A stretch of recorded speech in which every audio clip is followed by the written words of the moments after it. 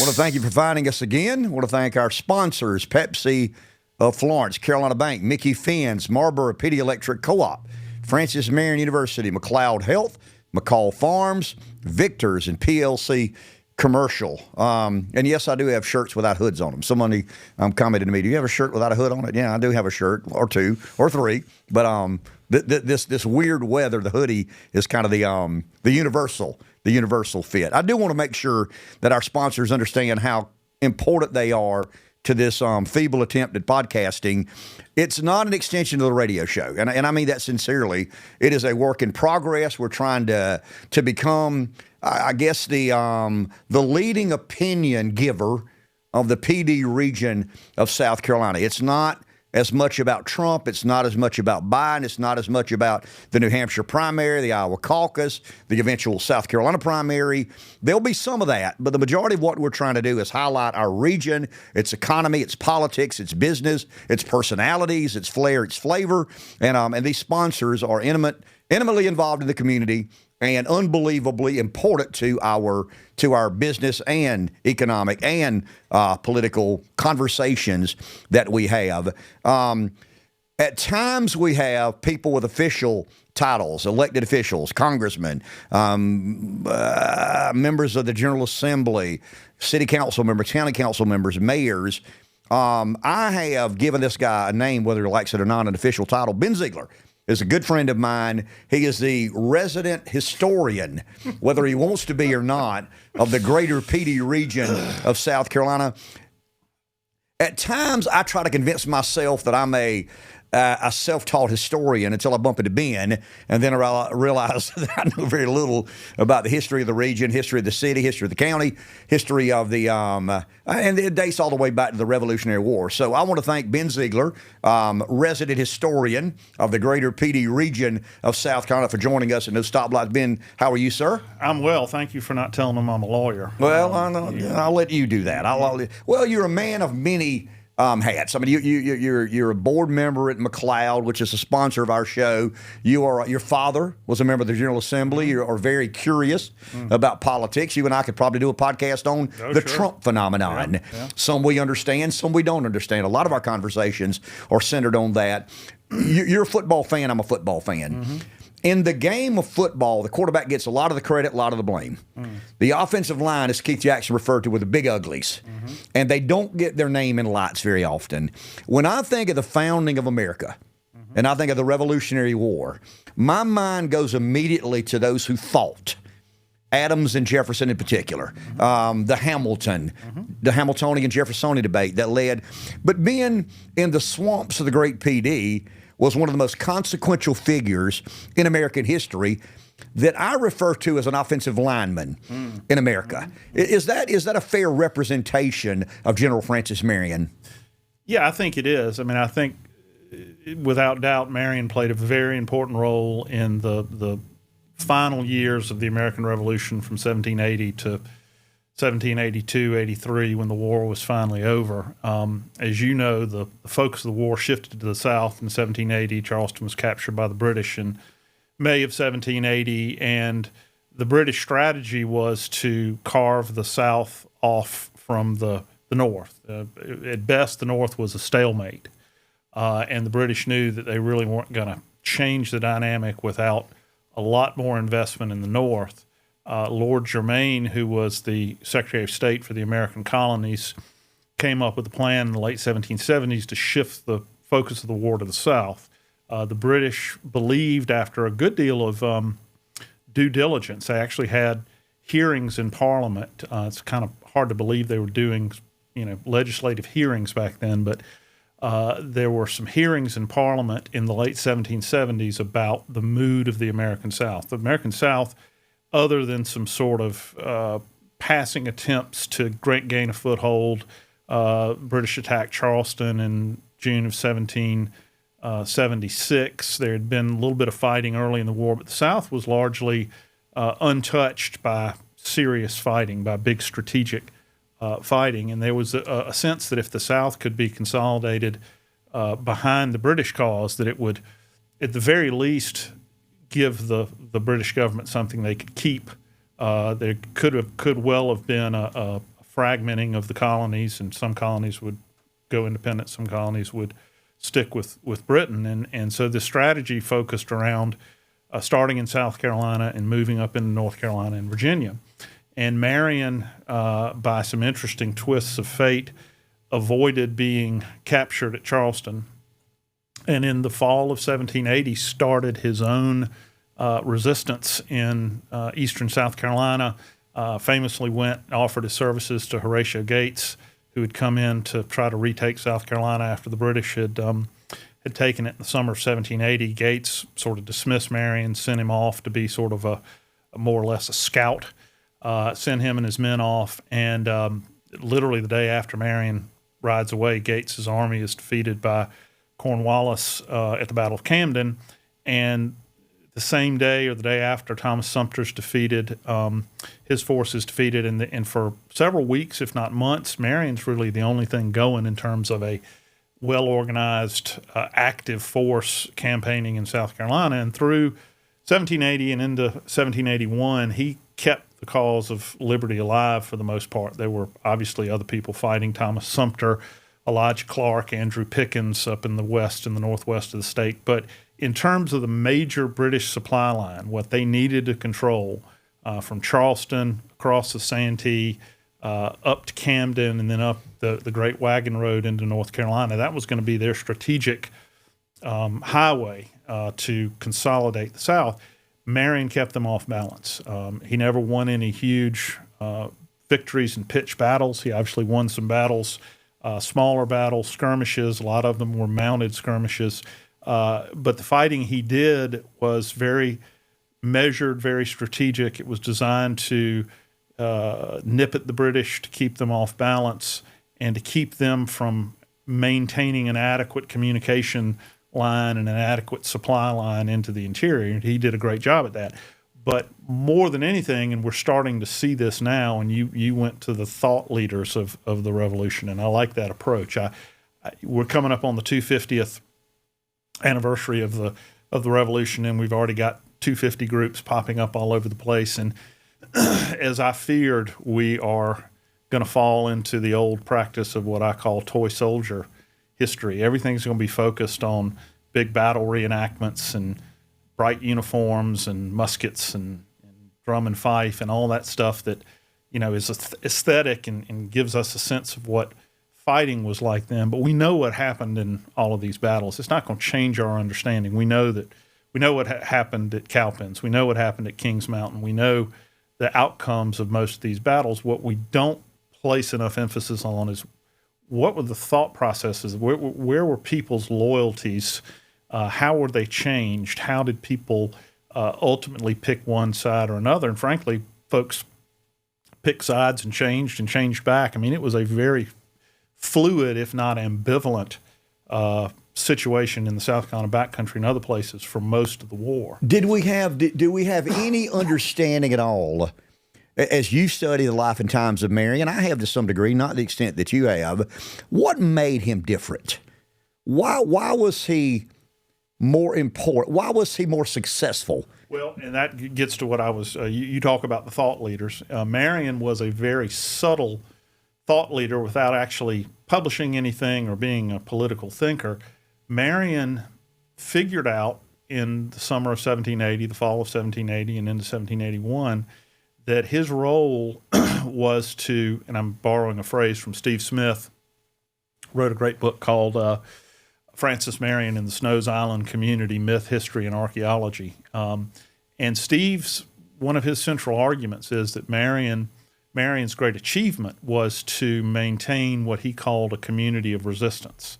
He was able to keep most of the people in the PD, or at least most of the people in the PD and between Cheraw and Charleston, so down into the Santee, he was able to keep most of those people, except for the people to the east of the PD was heavily Tory, but he was able to keep the people who were strategically active and who lived in places that were strategically significant. He was able to keep them in a resistance mode.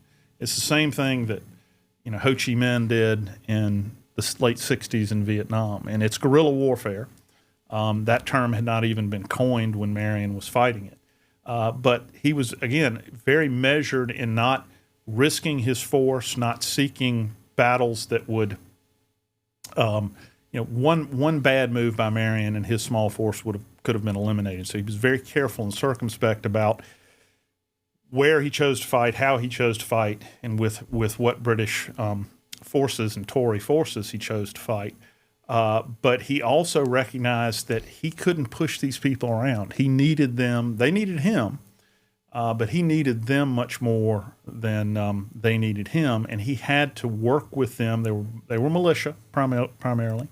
And Marion was a master at keeping these people on side, persuading them to fight when he needed them, letting them go home when they needed to put a crop in, or if mama was sick or whatever might be happening. And his genius and why he was so effective was he was able to maintain this community of resistance that went a very long way in keeping the British from consolidating their hold on South Carolina and ultimately obtaining the strategic goal of carving off the South. Now, of course, Marion goes on in 1781 after everything had sort of stabilized and Nathaniel Greene had come into South Carolina and put the British on the defensive.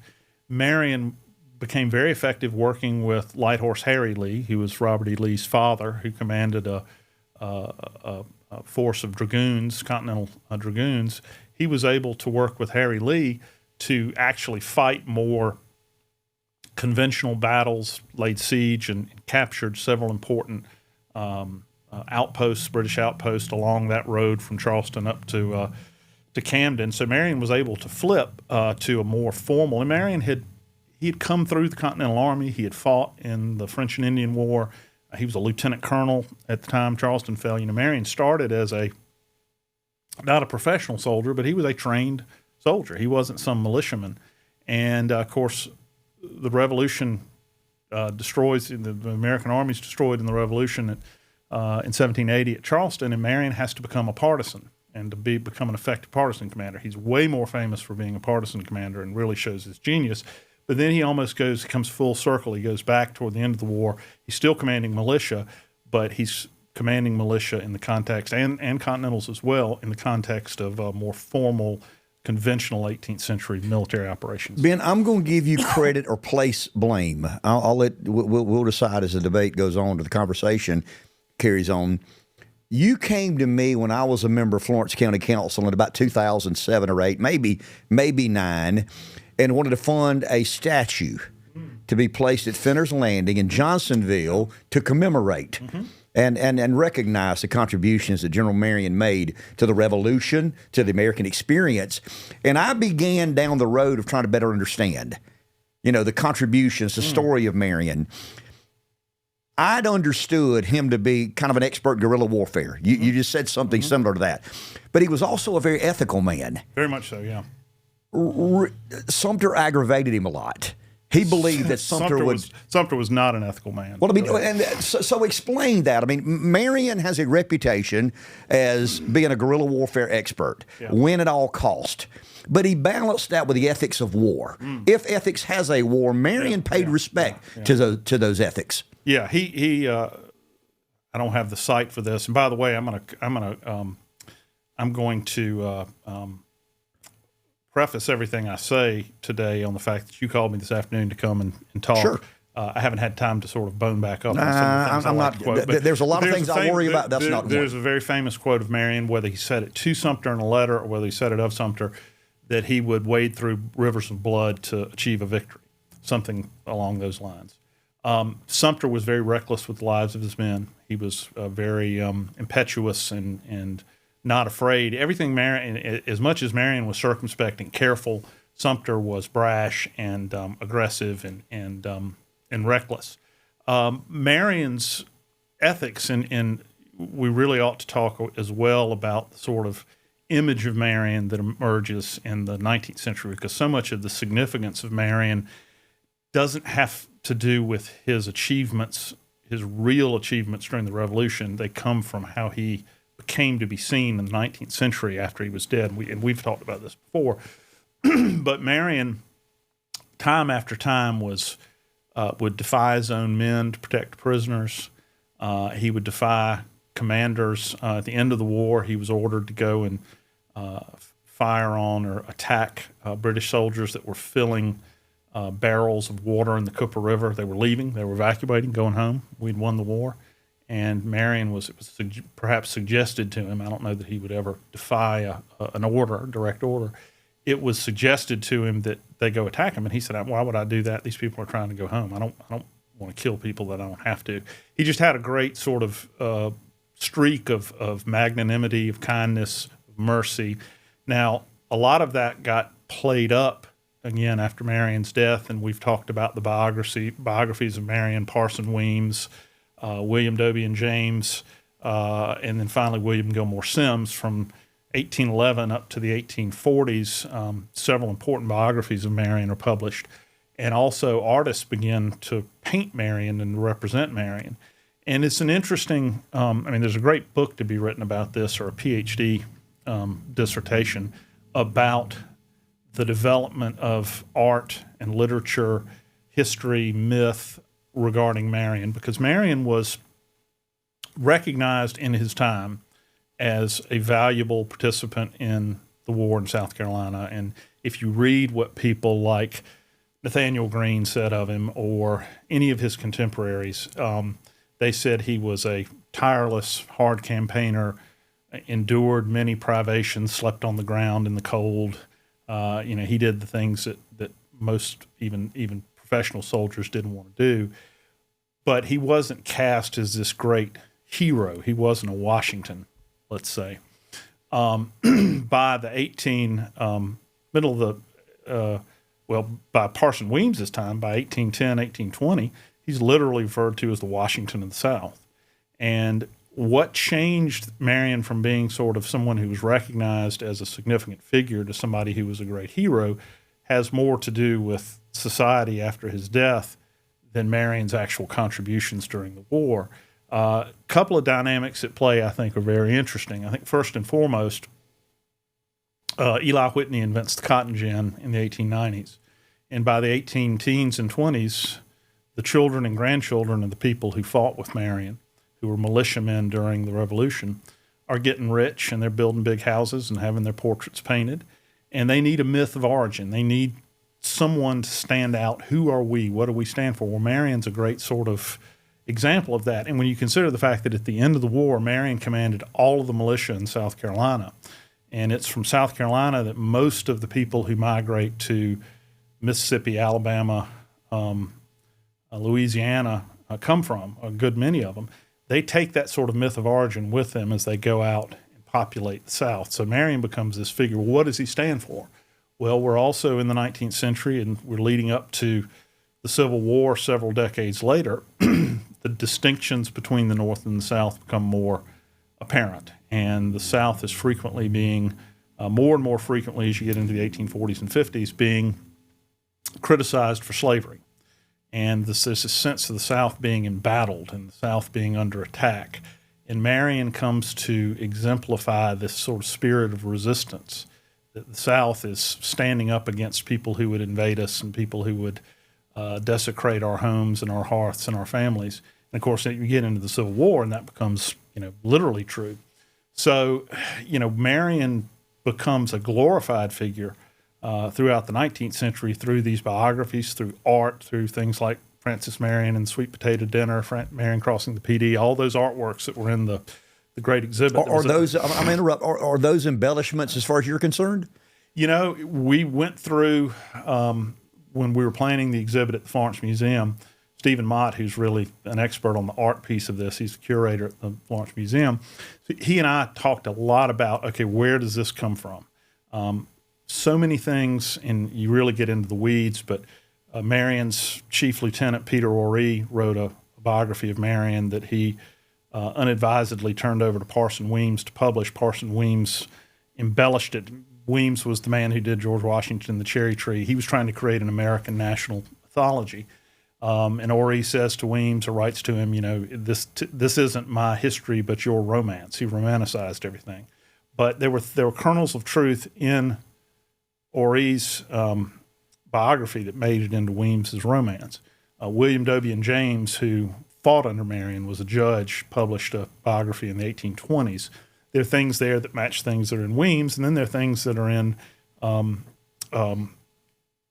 William Gilmore Sims's biography in the 1840s that match all of them, and then there are things from correspondence and other sources. But a lot of it's embellished, but I think they're core stories that probably happened.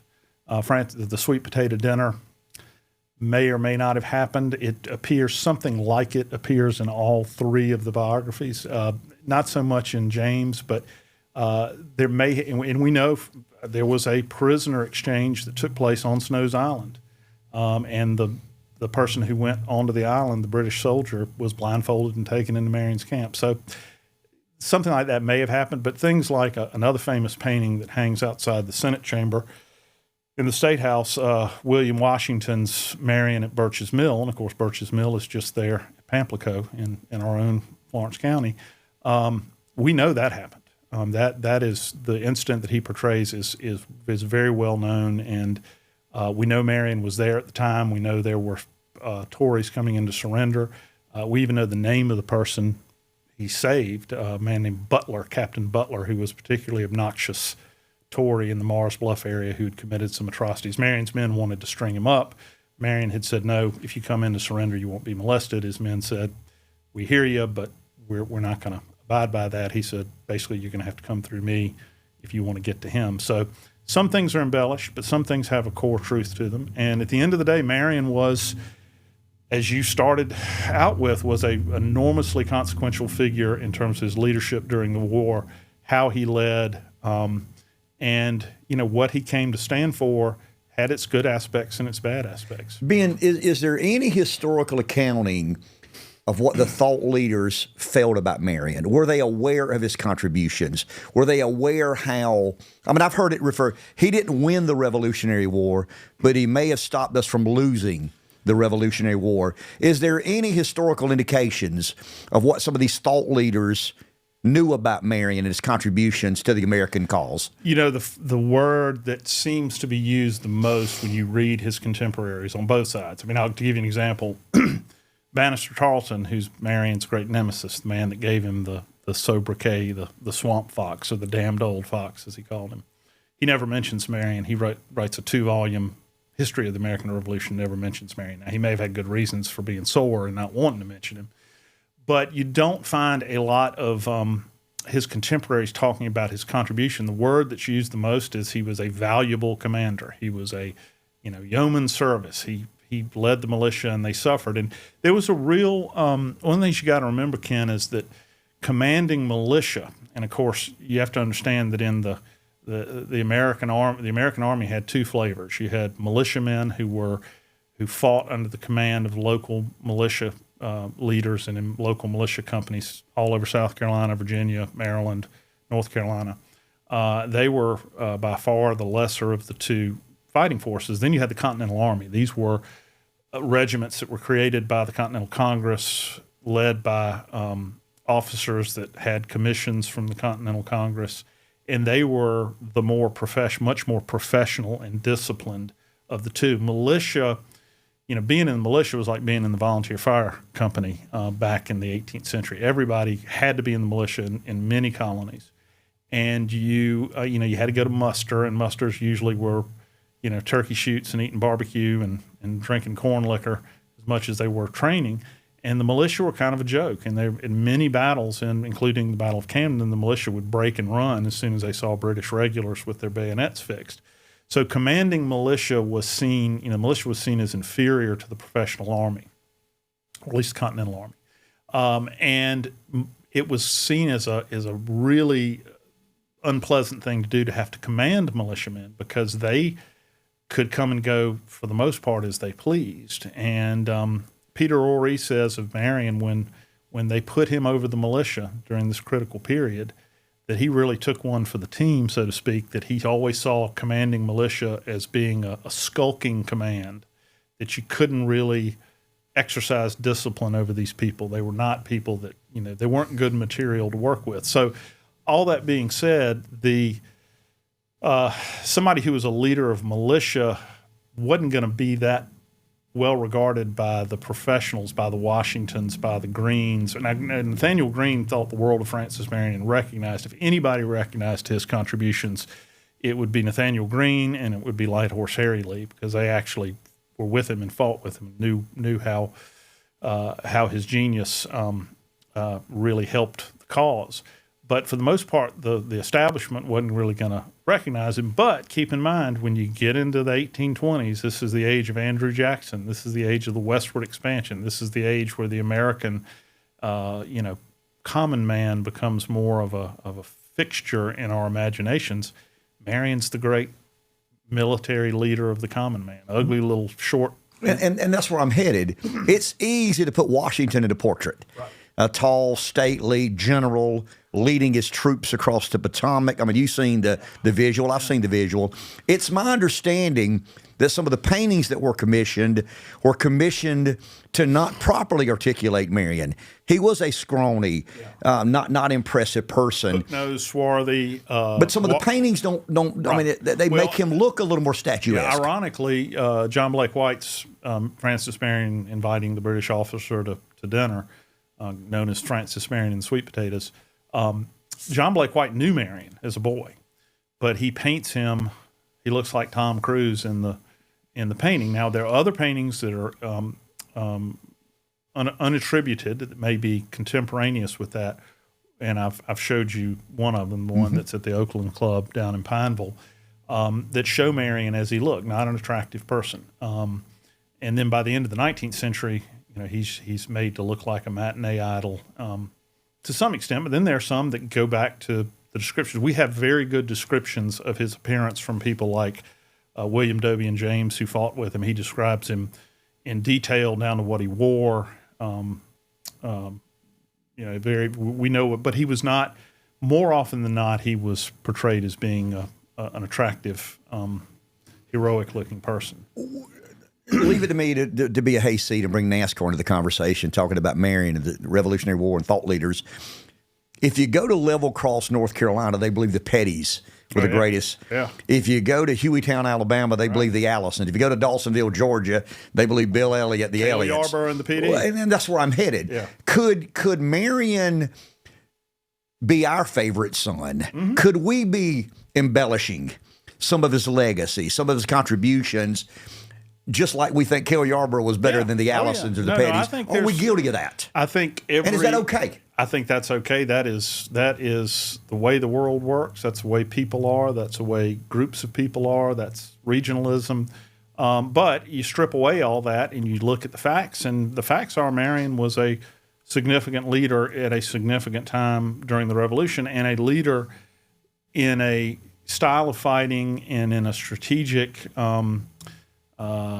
objective within the strategic objectives he had were very uncharacteristic of his age. I mean, he grasped hold of something natural ahead of his time. Yeah, well, he had fought in the French and Indian War, had distinguished himself in the French and Indian War 15 years before the Revolution, and learned.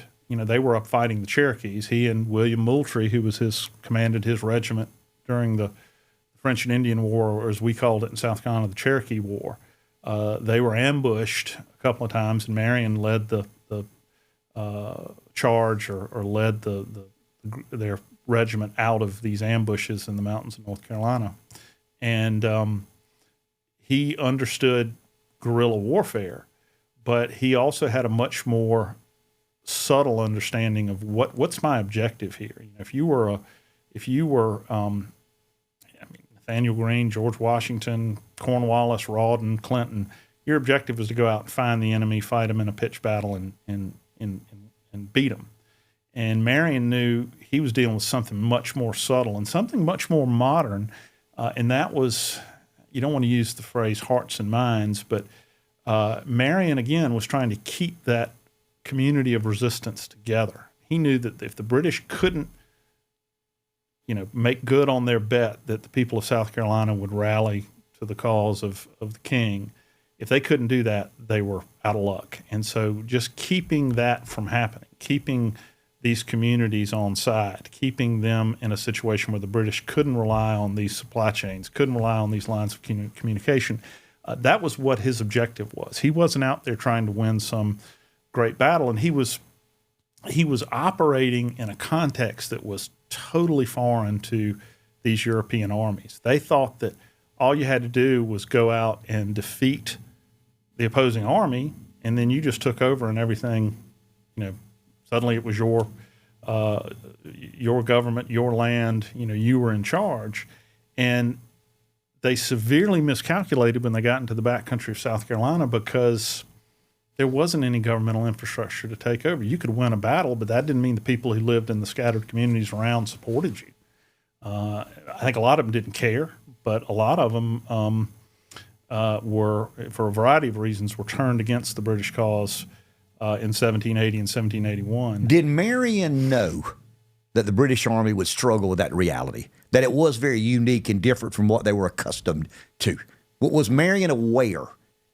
I think he had been in the Continental Army long enough. He stayed in South Carolina and around Savannah throughout his career in the Continental Army from 1775 to 1780 when he embarks on his partisan career. So he knew how Army, they were drilled and they studied, and he knew how European armies fought, and he had a good sense of what their weaknesses were and what their limitations were. And I would like to think Marion understood, what is it that they want? How will they win? They're not going to win until they can turn the people to their side and have the people rally around them. If they're always on the defensive, if you've got someone like Banastre Tarleton or Cornwallis, basically marching around South Carolina on the defensive, which is the way things sort of turned out toward the end of 1781, starting with the Battle of Cowpens and ending with the Battle of Guilford Courthouse in North Carolina, you're not going to win because you're not going to be able to consolidate. What have you got? And I think and Marion knew that. Marion knew that this wasn't a sort of hard, objective-based fight. This was a fight to sort of keep the invader off balance, and that's what he did. What do we know? I mean, you've got kind of a side job as an archaeologist. Right. Ben's always invited me to digs, and I mean, I've gone out a couple of times digging cannons out of the river, and I mean, he's very uniquely interested and qualified to talk about that. But I go back to the Marion statue, and the Fenner's Landing. Yeah. What do we know about the important sites in our region, in our area, relating to Marion? Well, it's great. It's a great question. It's a very timely question because today would have been the first day of a 4-day archaeological expedition project on Snow's Island. About a dozen highly trained battlefield archaeologists were going to be on Snow's Island looking for Marion's camp. That's a project that I've been involved in for a number of years, and we had everybody lined up from USC, DNR, private archaeologists all volunteering their time to come, and we got rain and we got a high river, and it's just not conducive to a thorough search. So we've postponed that until February. But we've learned a lot in the past 20 years. I chaired an entity called the Francis Marion Trail Commission, and our first objective was to assess archaeologically. Our overall objective, our larger objective, was to create a heritage tourism product, as they call it, a heritage tourism experience centered around Marion and his campaigns. And so the first thing we had to do was go out and find as many sites as we could. There were some we knew. There were some we knew with general area, but we certainly didn't know exactly where all the sites were and what their boundaries were and that sort of thing, or if they even could be found or if they existed. So Steve Smith, who I've referenced earlier, who wrote a great book about Marion that actually came out of this work, Steve was hired by the Trail Commission. He's a PhD professor at USC in archaeology and a great battlefield archaeologist. Went out and found many of the important sites, even some I never thought we would find, like the Battle of Blue Savannah, which was basically a little cavalry skirmish. I think Steve found the site of it. It's just amazing that so little physical evidence would come out of something like that, but he was able to find enough spent musket balls and gun parts and things in an area to be able to say this is, some sort of conflict took place here, and this is generally the area that's traditionally been the site of the battle. But there are places like Dollar's Tavern, Black Mingo, which was a famous victory. That was actually fought around a small settlement on Black Mingo Creek. We know exactly where that is. Of course, we found most famously, we found the camp at Dunham's Bluff, which is across the PD River from Snow's Island, and experts feel pretty sure that it guarded the approach to Snow's Island. There was a little redoubt there, a little earthwork, and found just a very rich late 18th century military camp, which had to be Marion. And a number of the other battle sites have been located. Snow's Island, the camp on Snow's Island, has never been found. Why? That's a great question. Snow's Island's a big place. It's not a very well-defined place, at least historically. I mean, you've got the Big PD, Lynch's River, and Clark's Creek, and you've got certain areas of high ground that are likely candidates. Nothing's been found on them yet. Marion didn't always describe his location with any great precision. Sometimes he'd say mouth of Lynch's River. Sometimes he would say Snow's Island. What was Snow's Island? Was he referring to an area? Was he referring to a specific place?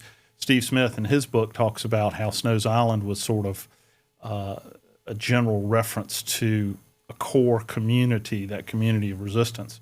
But there were enough.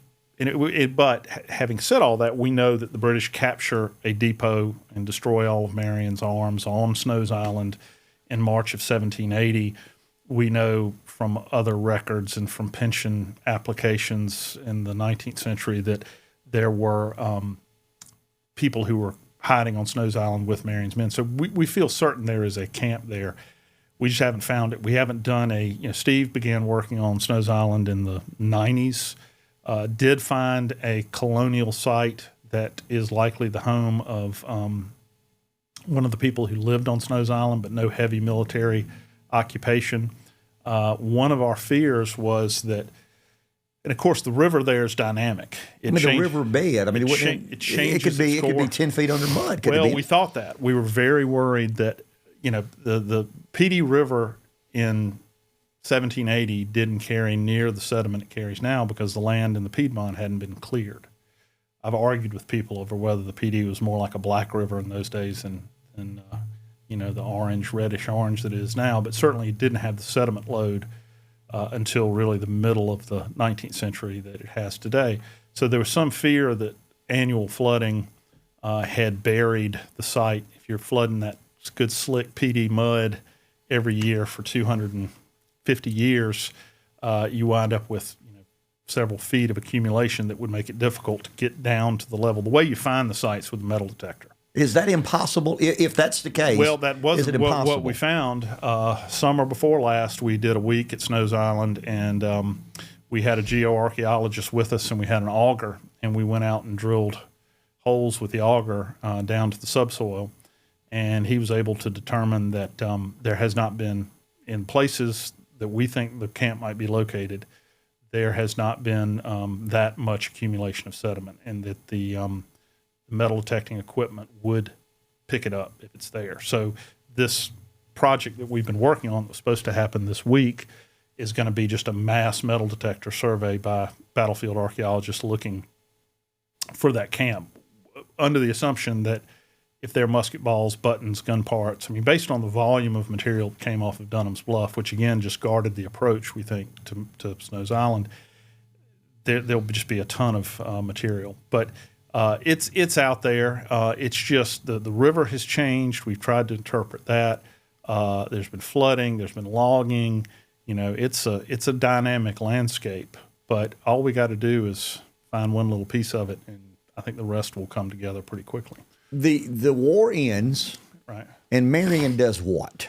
Marion, well, first of all, he gets elected to the state senate before the war ends, and after the war, he gets made.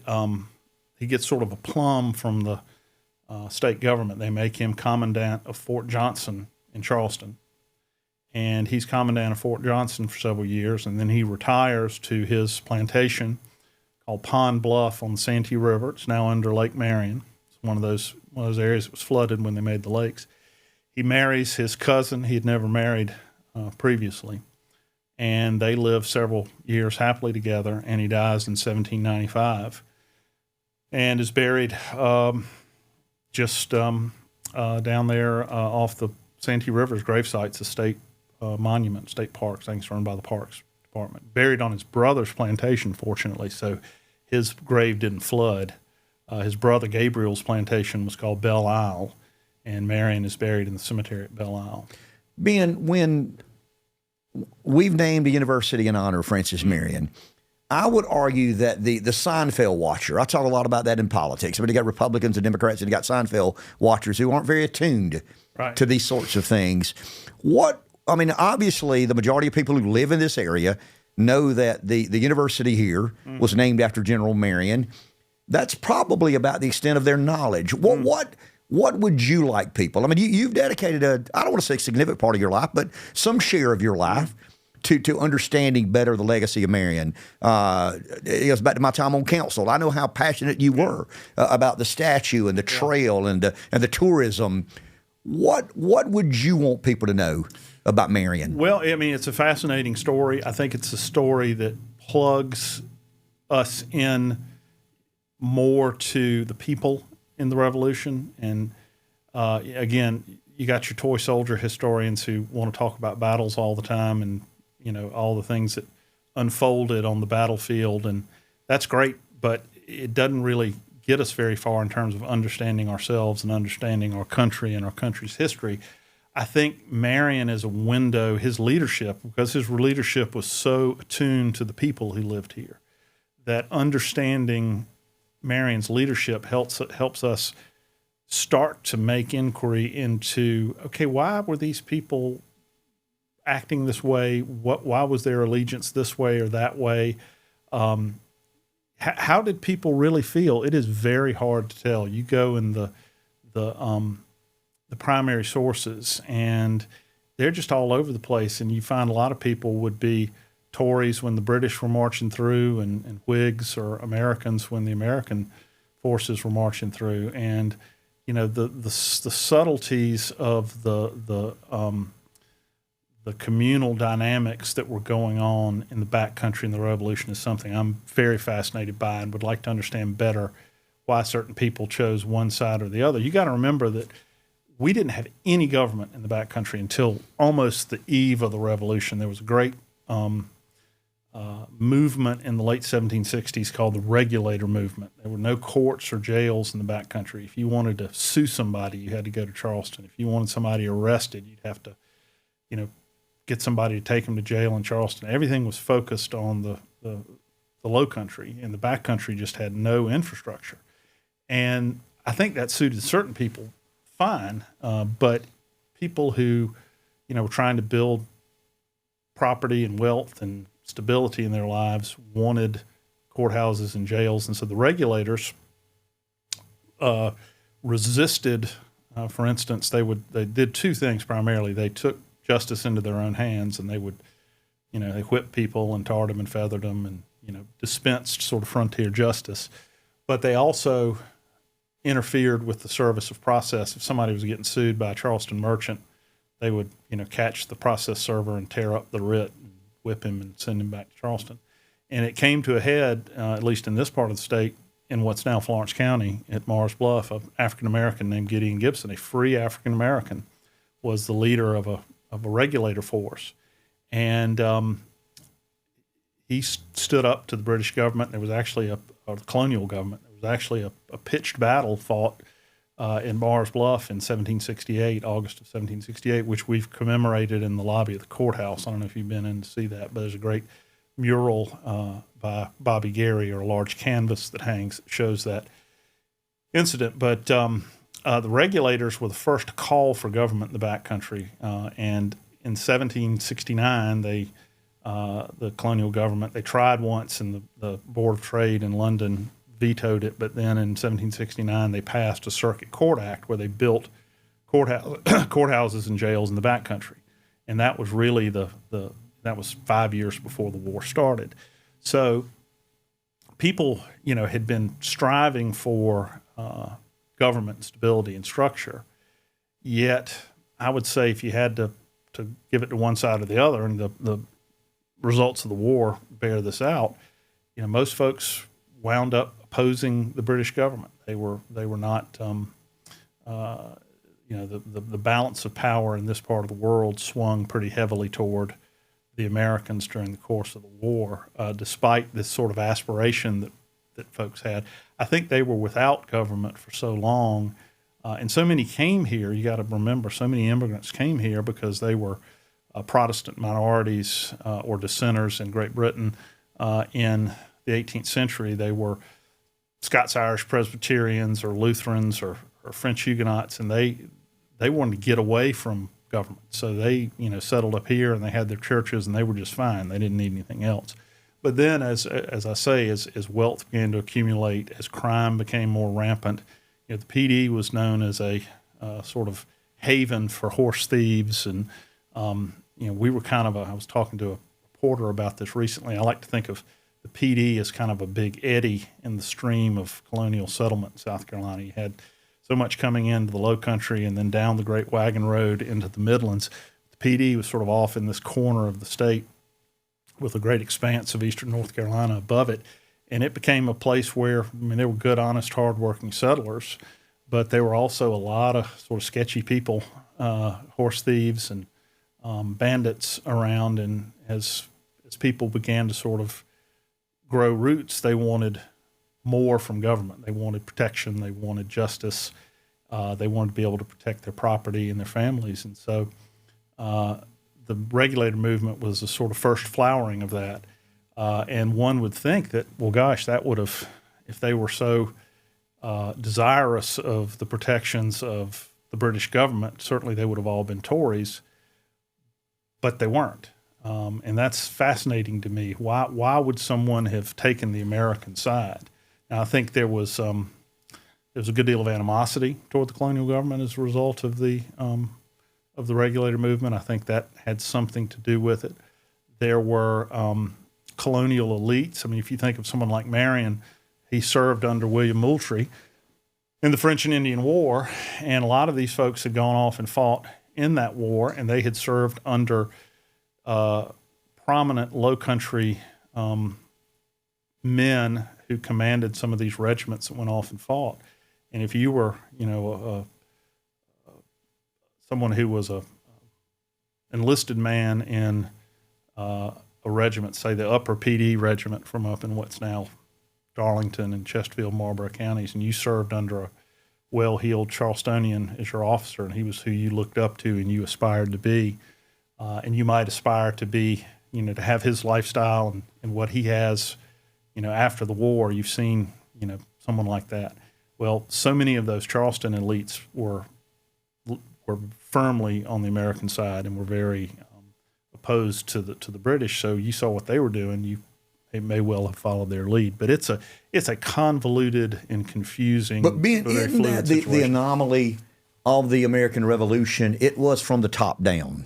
It was driven by the aristocratic Thomas Jefferson and John Adams and Alexander Hamilton. It was those who probably had more to lose than any other revolutionary. Revolutions in history have always been kind of a groundswell of animus toward the elites. Right. This was kind of the elites driving the train. What do you believe was the driving emotion of the disdain even the elites had for British rule? That's much bigger than Marion. I'll agree with that. That's conceptually about the American experience of man governing man. And I guess that goes back to John Locke and some of the era of enlightenment. But what do you think inspired the elites of that day to want to be a part of a revolution, of which Francis Marion was a big part of? Yeah, well, it is certainly true that there were geographical differences. Obviously the New Englanders were the great leaders, and the fact that South Carolinians supported the New Englanders when the early dust-ups were happening, the Boston Tea Party and the Boston Massacre and all that stuff. Because that doesn't really make sense, Ben. Well, it made sense for they were so much more dependent on Britain for goods, and they were exporting goods, and all of the tariffs and duties and things and all of the acts that were put in place basically to pay for the French and Indian War. That's that whole effort to tax the colonies to pay for the French and Indian War is what started rubbing folks the wrong way. and it became a sort of a cause célèbre in the colonies, and that then generated, of course, it wasn't a foregone conclusion at all that the rebellion was going to, the resistance was going to be a true rebellion. And if you read carefully the history that leads up to the Declaration of Independence, I mean, it wasn't a unanimous thing that we would become a separate country. I think many people who fought for the American cause hoped for reconciliation. They hoped to change, and indeed the British government attempted in the late 1770s to say, okay, if you come back in, we'll give you these concessions. But by that point, it was too late. But I think your point is exactly right, that so much of it was led from the top down, and the great men theory of history, both broadly but also locally, that these local communities, whether it was the Charleston elites or whether it was big men in backcountry communities, they really controlled a lot of the thought of their neighbors and their allegiances. So I think that's a great point, and it's a different type of revolution than had been seen before or is normally seen. Was Marion perceived differently in the backwoods as he was by the Charleston elites? Oh, yeah. Well, of course, the British, if you read their descriptions of him, he's just this skulking, sleazy... A scoundrel? Scoundrel. The whole fox thing, which we think is a great compliment. To call somebody a fox in the 18th century, at least if you were a Tory, if you called someone a fox, that would just be like calling them a weasel. Of course, there's a play on words. One of the great Whig leaders was a man named Charles James Fox, who was a British politician who favored the Americans, and so they played on the term Fox. His last name was Fox. But he was viewed and you read the articles in the Charleston papers that reference him during the war, he was just this, he was basically like a vagabond, vagrant robber who's stealing around and attacking people at night and doing, all sorts of unscrupulous things. If someone, last question. Yeah. You've dedicated, once again, a large share of your time. You're a smart guy. You understand it. You try to digest it and make heads or tails of it. If someone wants to start down that road, yeah. I mean, I go to Litchfield a lot, yeah. and I'll drive by that statue. Yeah. And I remember the conversations you and I had early on. I mean, trying to convince, a Republican office holder to fund a statue and be a part of, heritage tourism. Nah, we're talking about limited government, but you convinced me. No, this is a very important part of our heritage, our history. It's who we are. It's what we're about. If someone wants to travel that road, take that journey, where do they start? Well, that's a great question and a great point you're making with the question, because that's what we really wanted to achieve with the Trail Commission. The Trail Commission went great guns, and we got all the archaeology done, and we got a master plan done that won a national award, and then the recession hit in 2008, and everything kind of went dormant. Thankfully, it's been resurrected, and our mutual friend Henry Swink is leading the charge to get the Trail Commission back online. But that's a long way or by way of explanation, that there is not sort of one central place you can go to understand Marion. It's very Should there be? I think do we owe him that? So the idea that we had with the Trail Commission was that we would have interpretive centers at each place where you could get off on I-95 at 327 or 52 at I-26 or someplace in Myrtle Beach or someplace over on I-20 where people could come into the region and could learn something on the front end about Marion and then go to places. Very few of the sites are accessible, and we want to change that. I think there are going to be some changes to some sites in the next few years. They're going to make them more accessible. So much about Marion is the landscape and fighting a guerrilla war in the landscape. So get out, go paddle the Lynch's River or the PD River. That'll give you a flavor of the country he was in. I've always thought that, conserving land, it always was a nice sort of marriage of conservation and history, that you could better understand Marion by just understanding the context in which he was. You can go to places like Fort Moultrie. Marion fought in the Battle of Fort Moultrie, which is a great Fort Sullivan, it was called during the Revolution. You can go to his grave, which is just down there near Pineville in Berkeley County. You can go to their various, just about every museum in the region, whether it's Charleston Museum or the Florence County Museum, will have something about Marion. Trying to think of the sites that are accessible. The Battle of Eutaw Springs that Marion fought in, at least part of that battlefield is still above the lake. You can go to St. Michael's Church in Charleston, where Marion, when he was stationed there, used to make his men go worship every Sunday, and if they weren't properly shaved, he would make sure they got dry shaved in front of the whole regiment. I mean, there are lots of different sort of scattered places where you can get a feeling and a flavor for where Marion was. Do you feel different? Do you feel like you're standing on sacred or holy ground when you get near where you know Marion was? The point I'm trying to make, Ben, is, I mean, America changed the world forever. Right. I mean, the majority of rights and dignity came as a benefit of the king or the dictator, the monarch, or some other controlling government apparatus. I mean, you talked a second ago about Tories and freedom fighters and whatnot, but I mean, the essence of the world changed when America worked. When man began governing man by the consent of casting a ballot. I mean, that's really and truly what America became, and that has influenced the world, the Western world in particular.